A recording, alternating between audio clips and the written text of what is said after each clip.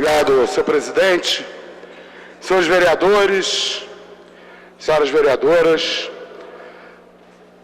o projeto em discussão é o projeto de lei número 1788, de 2016, de autoria do Poder Executivo, que declara como área de especial interesse social para fins de inclusão em programas de urbanização e regularização a área remanescente do conjunto Sargento Miguel Filho, comunidade Alto Kennedy, bairro de Bangu, 12ª região administrativa, e da outras providências.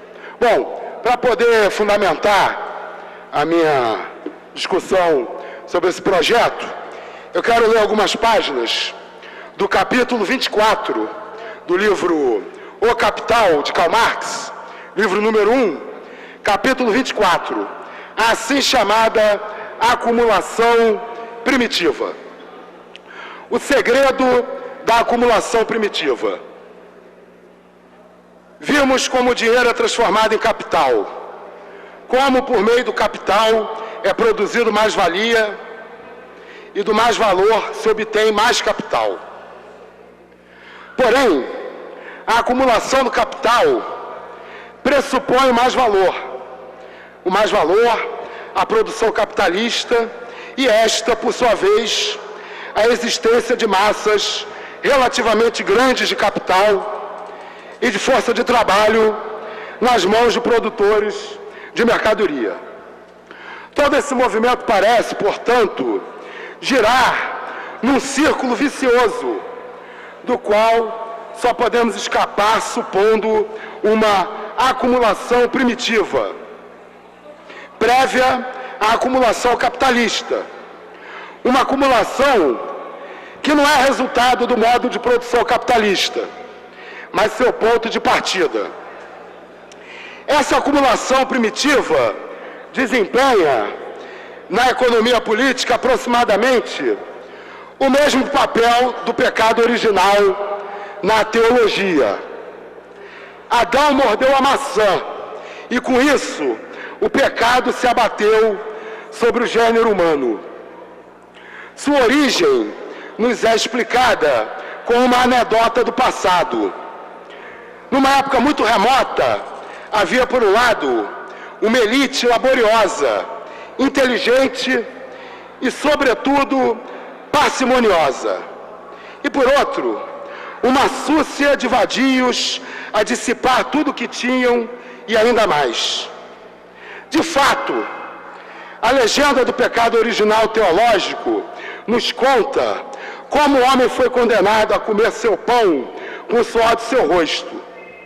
Mas é a história do pecado original econômico que nos revela como pode haver gente que não tem nenhuma necessidade disso. Seja como for, deu-se assim que os primeiros acumularam riquezas e os últimos acabaram sem ter nada para vender, a não ser a sua própria pele. E desse pecado original datam a pobreza da grande massa, que ainda hoje, apesar de todo o seu trabalho, continua a não possuir nada para vender, a não ser a si mesma. E a riqueza dos poucos, que cresce continuamente, embora há muito tenham deixado de trabalhar. São trivialidades como essas que, por exemplo, o senhor Thiers, que é o Luiz Adolphe Thiers, no livro De la Propriété, Paris, 1848. São trivialidades como essa que, por exemplo, o senhor Thiers, com a solenidade de um estadista, continua a ruminar aos franceses, outrora tão sagazes como apologia da propriété. Mas tão logo entre em jogo a questão da propriedade, torna-se dever sagrado sustentar o ponto de vista da cartilha infantil como único válido para todas as faixas etárias e graus de desenvolvimento.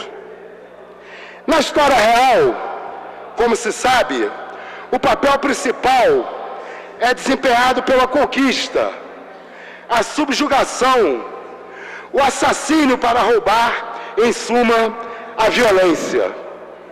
Já na economia política, tão branda, imperou sempre o idílio. Direito e trabalho foram, desde tempos imemoriais, os únicos meios de enriquecimento, excetuando-se sempre, é claro, este ano. Na realidade, os métodos da acumulação primitiva podem ser qualquer coisa, menos idílicos. Menos idílicos. No primeiro momento, dinheiro e mercadoria são tão pouco capital quanto os meios de produção e de subsistência. Eles precisam ser transformados em capital. Mas essa transformação só pode operar-se em determinadas circunstâncias que contribuem para a mesma finalidade. É preciso que duas espécies bem diferentes de possuidores de mercadorias se defrontem e estabeleçam contato. De um lado, possuidores de dinheiro, meios de produção e meios de subsistência, que buscam valorizar a quantia de valor de que dispõem por meio da compra de força de trabalho alheia. De outro, trabalhadores livres, vendedores da própria força do trabalho e, por conseguinte, vendedores de trabalho. Trabalhadores livres, no duplo sentido de que nem integram diretamente os meios de produção, como os escravos, servos e etc. Nem lhes pertencem os meios de produção, como no caso, por exemplo, do camponês que trabalha por sua própria conta e etc. Mas estão, antes, livres e desvinculados desses meios de produção.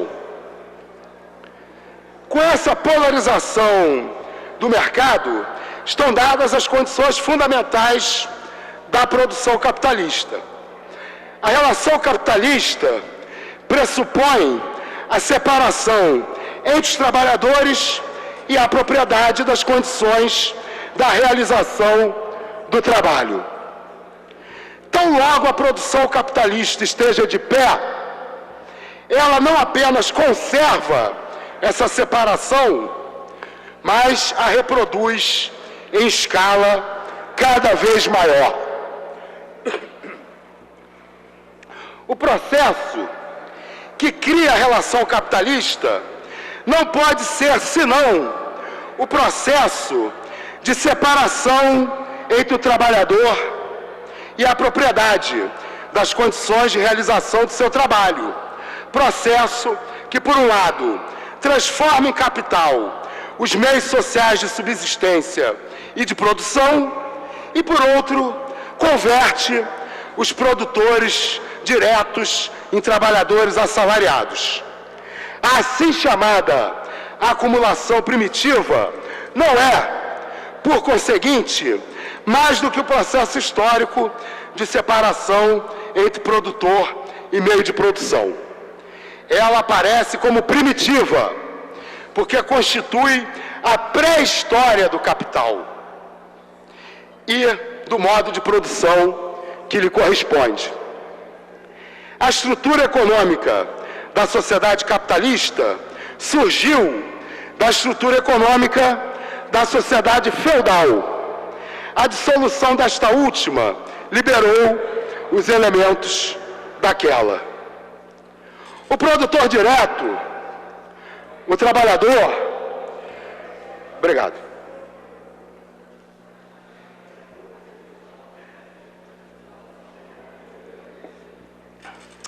Eu estou achando uma pena porque faltam Só 6 minutos para minha fala. E ainda tem muitas páginas para ler, mas aí eu vou me inscrevendo e vou lendo, não tem problema. Nobre vereador, Vossa Excelência me permite? Pois não, senhor presidente. Eu estou acompanhando com muita atenção Pois não. o pecado original econômico. Pois não, senhor presidente. Agora, para não ficar antirregimental, Vossa Excelência tem que dar um fecho junto com o projeto, né? Sim, darei. Senão... O senhor verá, senhor presidente. É porque como nós estamos discutindo área de especial interesse social, acho que a discussão sobre como se dá o valor da terra, ele é fundamental para a gente poder compreender o debate sobre a área de especial interesse social. Então, nas próximas 25 páginas, a gente vai poder, né, concluir como que o Marx interpreta a questão do valor da terra. Eu prometo que eu não vou ultrapassar o tempo regimental. Eu interrompo quando chegar no limite do tempo regimental. E aí, havendo necessidade, eu vejo se me inscrevo no próximo projeto para poder continuar a leitura. Não, tá certo, pode deixar. Eu agradeço, inclusive, a atenção que todos e todas estão dando. Eu estou me sentindo verdadeiro professor diante de uma turma absolutamente interessada na aula. Bom, a estrutura econômica da sociedade capitalista surgiu da estrutura econômica da sociedade feudal. A dissolução dessa última liberou os elementos daquela. Pois não, vereador Jefferson Moura. Uma parte, vereador Jefferson Moura. Alô? 1, 2. Não, somente para registrar, nobre vereador Renato Cinco, eu diria que hoje aqui, literalmente, com a relevância que a temática tem, o senhor está dando uma verdadeira aula pública. Muito obrigado. Muito obrigado, vereador Jefferson Moura. Estamos aqui,